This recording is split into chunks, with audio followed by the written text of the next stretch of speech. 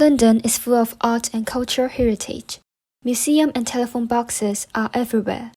But how about a museum in a telephone box? Right by the entrance of the British Museum, here's the London's smallest art gallery, the Visionary British Museum. A different art event has been hosted here in a space of no more than 3 square meters. The owner, Degard, bought the telephone box on an auction website for £30,000 in cash. I have the paperwork and I got the paperwork checked over, and obviously lawyers looking at the paperwork for a telephone box, this is very unusual.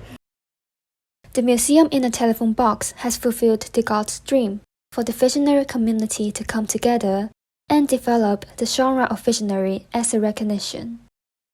When I discovered this phone box, despite the fact that it's bijou and compact, it meant that I could start the conversation in a more physical way. Living in London is expensive, making manning a gallery in central London a huge challenge. However, the telephone box gives Degard a creative way to run the museum.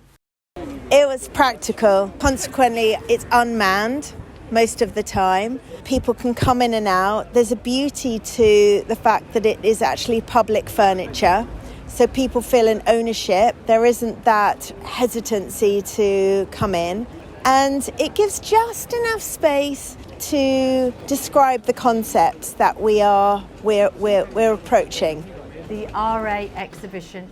Caro, a feminist performance artist, is exhibiting her work in an imaginary conversation with Mary Moser, an English female artist in the 18th century.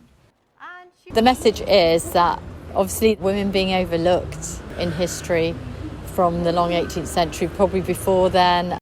In the performance art, Caro embodies Mary Moser to bring her back to life as a way to introduce the artist to a wider public. The sort of working title is Reimagining Female Artists from Long 18th Century, so breaking boundaries in galleries and museums. In this telephone box, you can explore an imaginary experience that leads you to the world of creativity.